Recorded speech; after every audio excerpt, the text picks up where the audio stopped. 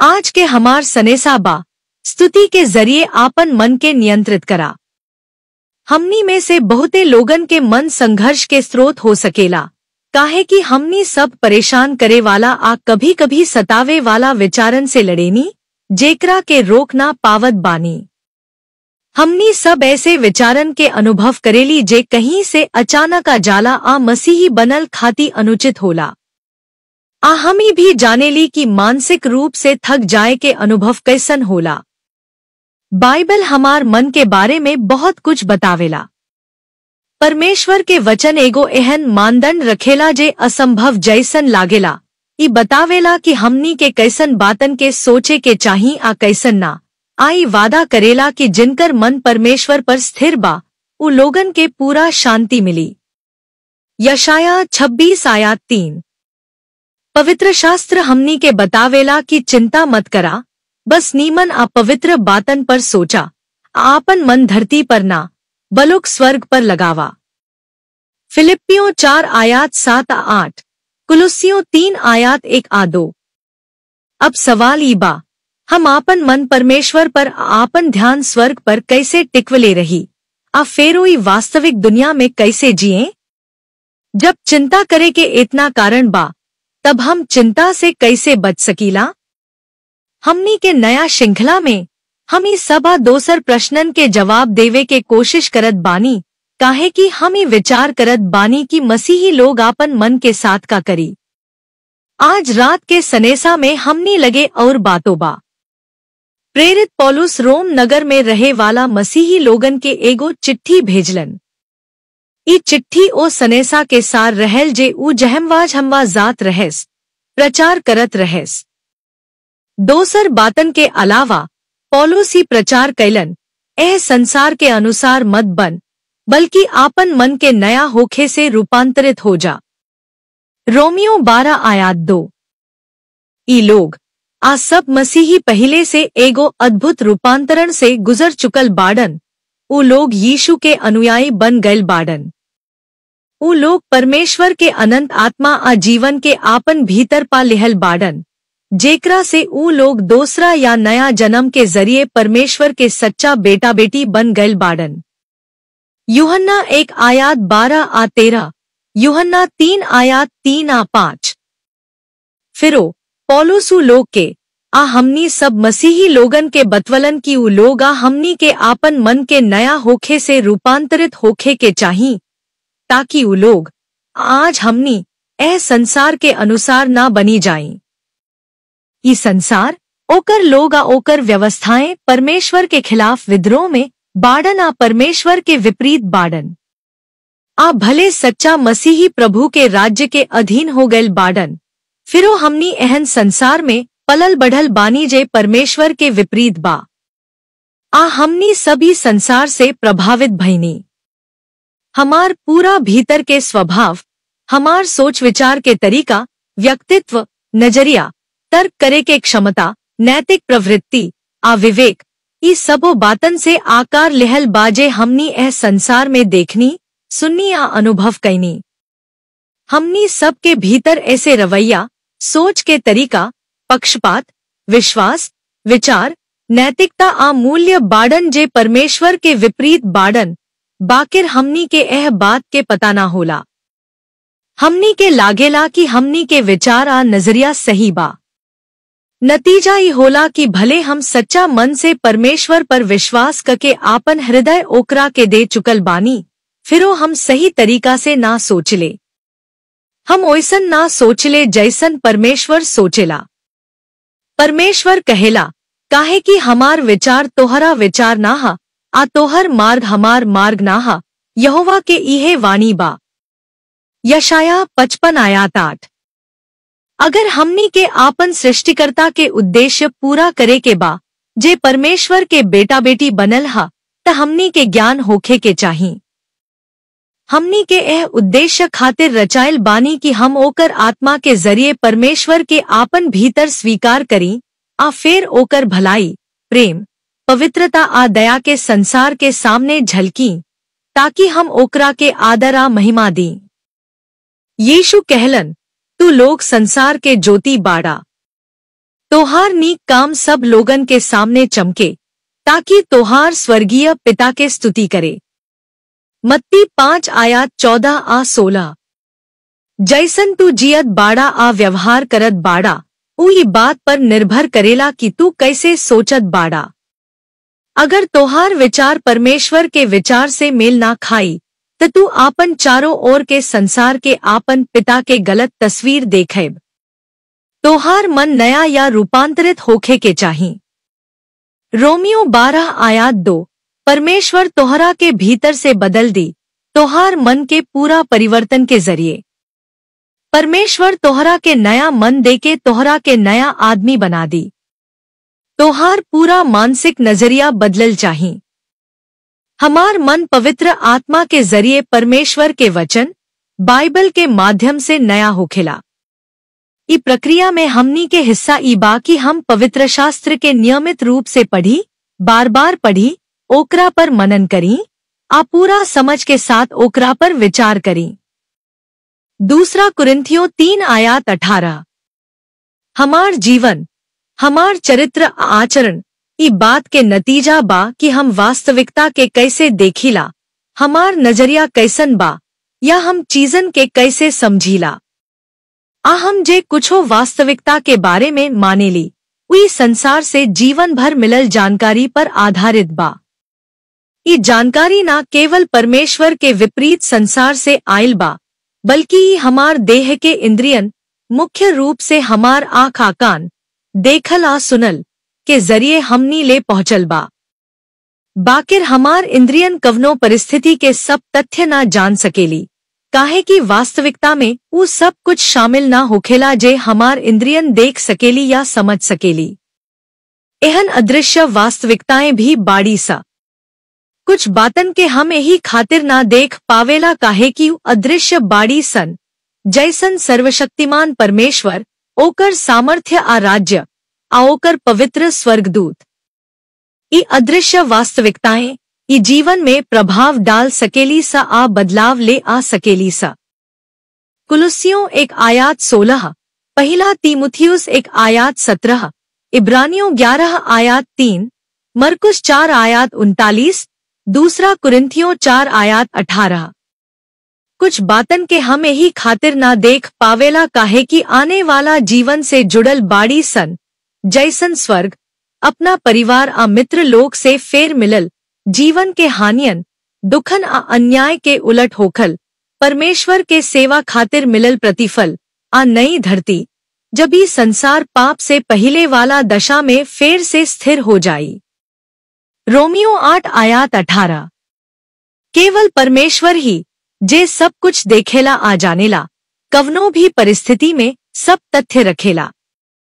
सर्वशक्तिमान परमेश्वरी अदृश्य वास्तविकताएं, मतलब चीजन के ओह रूप में जैसन वो सच में बाड़ी सन, आपन लिखल वचन, बाइबल के जरिए प्रकट करेला। नवीन मन चीजन के ओइसन देखेला जैसन वो सच में बाड़ी सन, जैसन परमेश्वर देखेला। एहन मन अदृश्य वास्तविकताएं के अनुसार सोचेला, आई है हमार स्वभाव आ व्यवहार के प्रभावित करेला। नवीन मन जे देखेला या महसूस करेला, ओकर इनकार ना करेला, बाकिरी समझेला कि वास्तविकता में हमेशा ऊ सब कुछ ना होला जे हम ओ क्षण देखीला या महसूस करीला, हमेशा ओसे अधिक होला।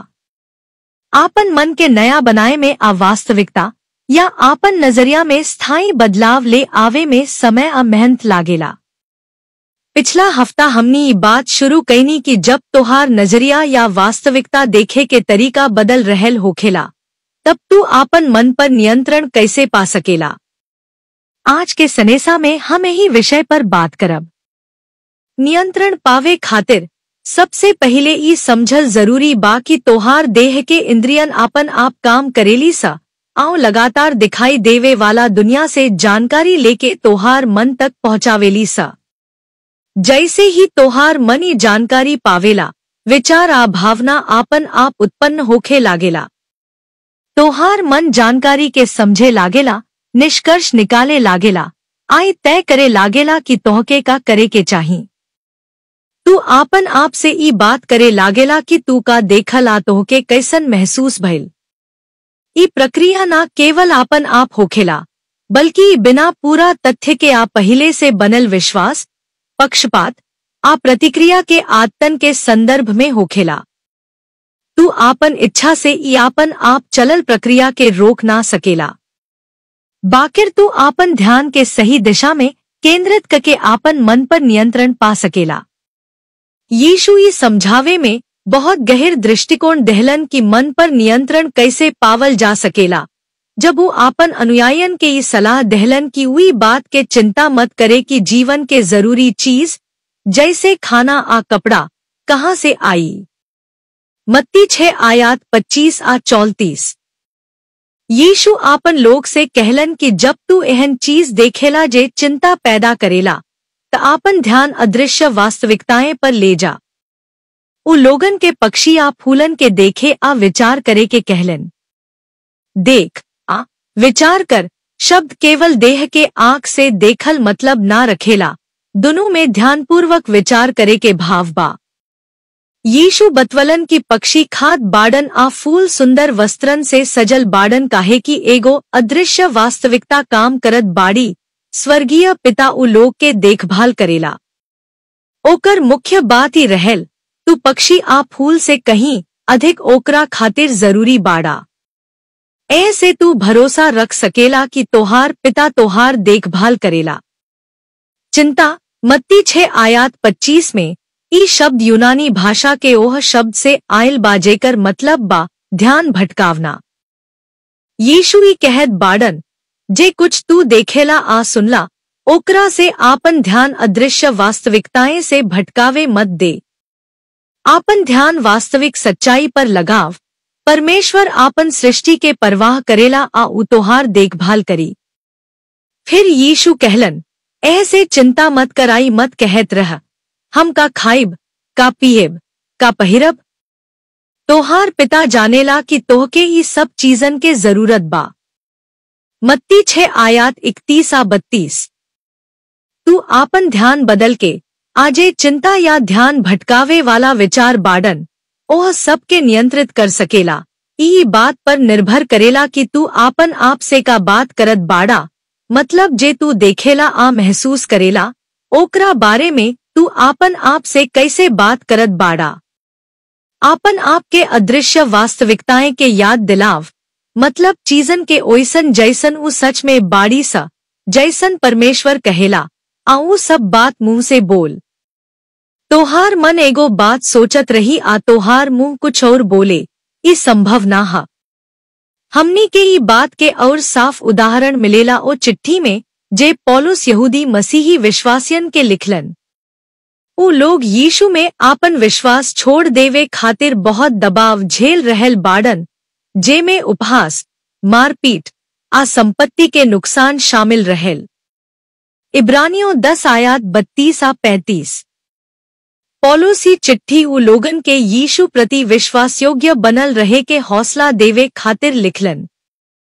पौलुस उ लोगन से कहलन, हम धैर्य के साथ उ दौड़ दौड़ी जे हमनी के आगे रखल गइल बा। हर ओह बात से मुंह मोड़ के जे ध्यान भटकावेला, यीशु के और ताकत रह। यीशु के और ताकल रह, जे हमनी के विश्वास के कर्ता आ सिद्ध करे वाला हा। ओकरा पर विचार कर, जे आपन खिलाफ पापियन के इतना विरोध सहलस, ताकि तू आपन मन में थक के हिम्मत ना हार। इब्रानियों 12:1-3।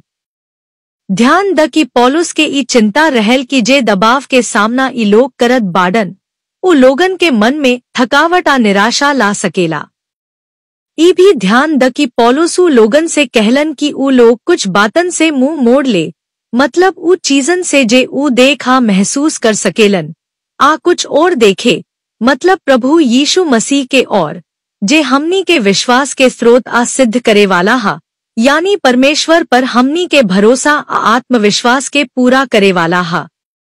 जब पौलुसी शब्द लिखलन, तो अभी अभी इस्राएल के इतिहास के बहुत लोगन के उदाहरण दहलन, जे अदृश्य वास्तविकताएं पर ध्यान केंद्रित करके, जे चीजन के देख ना सकल गयल, ओह पर विश्वास रख के महान काम कैलन आ कठिन समय के सहलन। अब हम कुछ उदाहरण देखब। पौलुस आपन सुनन वालन के यूसुफ के याद दिलवलन, जे अब्राहम के परपोता रहेल। यूसुफ के भाई लोग जलन के कारण ओकरा के गुलामी में बेच दहलन, आपन पिता से कह दहलन कि उ जंगली जानवरन के हाथ मारा गयल। उत्पत्ति 37:50। हम यूसुफ के कहानी पर पूरा एगो श्रृंखला चला सकीला, बाकिर विषय के संदर्भ में कुछ मुख्य बातन पर विचार करें। यूसुफ के दास व्यापारी लोग मिस्र ले गए। उ बहुत कठिनाई झरलस, बाकिर परमेश्वर ओकर साथ रहलन। आखिर में उ मिस्र में दूसरा सबसे बड़ा अफसर बन गए, एगो अनाज वितरण योजना के प्रमुख, जे भयंकर अकाल के समय हजारन लोगन के खाना देहलस। आखिर में यही के जरिए उ फेर आपन परिवार से मिलल। यूसुफ के परेशानी शुरू होखे से पहिले परमेश्वर ओकरा के दू गो प्रतिज्ञा देहलन। पहिला, परमेश्वर यूसुफ के महानता के वचन देहलन, आ दूसरा, ओकरा के कनान देश मतलब आज के इस्राएल में आपन निवास स्थान देवे के वादा कैलन। उत्पत्ति 37:5-8, उत्पत्ति 35:9-12। पहली प्रतिज्ञा यूसुफ के जीवन में पूरा भइल, बाकिर दूसरी ना भइल। यूसुफ कभू घर वापस ना गइल। मरले से ठीक पहिले यूसुफ आपन परिवार से ई वचन लहवलस कि जब वो लोग कनान लौटस तो ओकर हड्डी अपने साथ ले जावस। पौलुस ए विषय पर लिखलन, विश्वास से ही यूसुफ जब मरला के बेरा पर रहल त इस्राएली लोग के मिस्र से निकलला के बाद कैलस, आई आज्ञा दहलस कि उ लोग ओकर शव के अपने साथ ले जाव। इब्रानियों 11:22। यूसुफ ना सिर्फ यह बात से निश्चिंत रहल कि परमेश्वर इस्राएल के फेर घर लई जाई, बल्कि ओकरा ई भरोसा भी रहल कि जब मरेला के पुनरुत्थान हुई तो आपन देश में फेर खड़ा हुई। अय्यूब 19:25-26। यूसुफ अदृश्य वास्तविकता के अनुसार जीवन बितवलस, ई जानत कि अभी के समय में परमेश्वर ओकर साथ बा, आवे वाला जीवन में पुनर्स्थापन आ प्रतिफल ओकरा के मिलल जाई। ऐसे ओकरा मन में शांति मिलल। जे यूनानी शब्द पौलुस इस्तेमाल कैलन जब वो कहलन कि यूसुफी बातन के जिक्र कैलस, ओकर मतलब होला स्मरण करना या याद रखना। यूसुफ परमेश्वर के प्रतिज्ञा के याद करके आपन ध्यान स्थिर रखलस। मूसा एगो दूसरा आदमी रहल जे आपन जीवन अदृश्य वास्तविकता के अनुसार चलवलस। मूसा के जन्म ओ बेरा भइल जब यूसुफ के वंशज मिस्र में गुलामी में रहलन। निर्गमन 1:4। घटना के एगो श्रृंखला अनुसार मूसा फिरौन के घराने में राजकुमार के रूप में पलल बढ़ल, बाकिर उओ जीवन के छोड़ के आपन पीड़ित लोग के साथ जुड़ला के चुनेलस। पौलुस हमनी के मूसा के मानसिक स्थिति के झलक देखावेले जब वो आपन लोग के पास लौटल। विश्वास से ही मूसा मिस्र देश छोड़े, ऊ राजा से ना डरले। मूसा चलते रहल काहे कि ओकर नजर ओकरा पर टिकल रहल जे अदृश्य बा। इब्रानियों 11:27। देह के आंख अदृश्य चीजन के ना देख सकेली। पौलुस के शब्द में देखल के मतलब होला मन से समझल, कवनो वस्तु या व्यक्ति पर आपन ध्यान केंद्रित कैल। मूसा आपन ध्यान आ मन अदृश्य परमेश्वर पर टिकवले रहल, ओकर वचन आपन लोग से कैल प्रतिज्ञा के जरिए आई है चीज मूसा के दृढ़ बनवले रहल। मूसा कई भजनों लिखले रहलन, जिनमें भजन संहिता 94 भी शामिल बा। ई भजन के एगो आयत हमनी के मूसा के मन के झलक देखावेला, हमार भीतर के बहुते चिंतित सोच के बीच तोहार दिलासा हमार मन के आनंदित आ प्रसन्न करेला।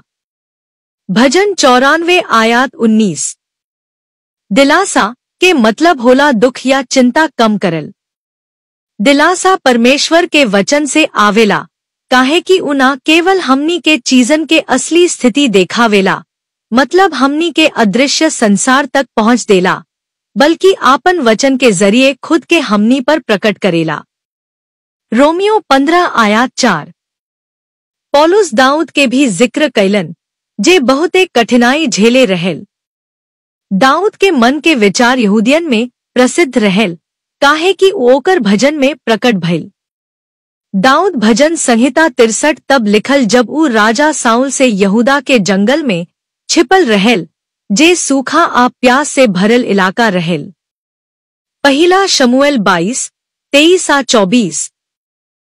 भजन 63 आयात 1, 5-6। हमार देह तोहार लालसा करेला, जैसे सूखा आ प्यास से भरल जमीन में जल ना होखे। जब हम आपन बिस्तर पर तोहरा के स्मरण करीले आ रात के पहर में तोहरा पर ध्यान देत रहिले, तब हमार मुख आनंद के गीत से तोहार गुणगान करेला। जब दाऊद रात के पहरा देत रहल, जंगली जानवर आ साउल आ ओकर लोग से सावधान रहे खातिर, तब वो आपन परिस्थिति पर ध्यान देवे के बजाय इस सब ध्यान भंग करे वाला चीज से नजर हटा के परमेश्वर के ओर देखलन, जे ओकरा साथे आ ओकर पक्ष में रहल। स्मरण करना के मतलब होला याद करना, सोचल आ जिक्र करना। ध्यान करना के मतलब होला बड़बड़ाना, प्रसन्नता या क्रोध में बोलना, आ संकेत में गहराई से सोचल। भागते हुए भजन में दाऊद अक्सर आपन आप के परमेश्वर के रक्षक पंखन के छाया में बतावेला। दाऊद लिखलन, काहे कि तू हमर सहायक बाड़ा, आ तोहार पंखन के छाया में हम आनंद के गीत गाएब। भजन 63 आयात 7। हे परमेश्वर, हम पर दया कर, काहे कि तो में हमार आत्मा शरण लेती। तोहार पंखन के छाया में हम तब तक शरण लेब जब तक विनाश के तूफान टल ना जाए। भजन 57 आयात 1। भजन 63 में दाऊद मरुस्थल रेगिस्तान में रहल, जहां ऊ देखल ओकरा बस उजाड़ा खतरनाक दृश्य दिखल। भजन 57 में दाऊद एगो गुफा में छिपल रहल, जहां ऊ देखल ओकरा बस गुफा के दीवार देखाई दिहल। फिरो दाऊद आपन ध्यान अदृश्य सच्चाई पर केंद्रित करे के चुनाव कैलन। आ दोनों परिस्थिति में वो आपन इच्छा परमेश्वर के ओर लगवलन, आपन मुंह खोलन। हे परमेश्वर, हमार मन स्थिर बा, हमार मन दृढ़ आत्मविश्वासी बा। हम गाए बा स्तुति करब। जाग, हे हमार महिमा, हमार भीतर के मनुष्य। हम तोहार गुणगान करब आ तोहरा धन्यवाद देब। भजन 57 आयात 7-9। आपन मुंह से परमेश्वर के स्तुति करल ध्यान के फेर से ओह पर केंद्रित कर देला, मन के भटकावे से रोकता, आ मुंह के बार बार ये ना कहे देला कि अब हम का करी। स्तुति असल में विश्वास के आवाज हा। जब तू सर्वशक्तिमान परमेश्वर के स्तुति करेला, जे तू देख ना सकेला, ओकर मदद खातिर जे अभी तोहरा दिखाई ना दे रहल बा, तब तू ओह में आपन भरोसा आ विश्वास प्रकट करेला, आई सच्चाई स्वीकार करेला कि ऊ तोहरा साथ बा आ तोहरे पक्ष में बा। आ जे भी परिस्थिति तू झेलत बा, ऊ तोहरा ओकरा से बाहर निकाल दी। आपन नजरिया बदले आ आपन मन के ही हद तक नया बने में समय लागेला कि तू ही आत्मविश्वास के साथ जी सको कि जे कुछ तू देखत बाड़ा, ऊ सब अस्थाई बा आ परमेश्वर के शक्ति से बदल सकेला। आऊ तोहरा तब तक संभाल के रखी जब तक तू ओकरा से बाहर ना निकले। जब तक तू एह स्तर तक ना पहुंचल बाड़ा, तब तक तू वर्तमान समय में परमेश्वर के स्तुति करके आपन विचार पर नियंत्रण पा सकेला। परमेश्वर के स्तुति करे के मतलब हा ओकरा के पहचानल या बोल के व्यक्त करल कि ऊ कौन बा, आऊ का कैले बा, का करत बा, आ का करे वाला बा। जब तू परमेश्वर के स्तुति करेल, तब तू आपन ध्यान ओही पर लगा देल। तू सब ध्यान भटकावे वाला चीज से नजर हटा के सच्चाई पर देखेल कि परमेश्वर तोहरा साथ बा आ तोहरे पक्ष में बा, आऊ तोहरा ओह स्थिति से बाहर निकाल दी जेकर तू सामना कर रहल बाड़ा। आ अधिक अगले हफ्ता। प्रभु आप सबके आशीष देसु। आमीन।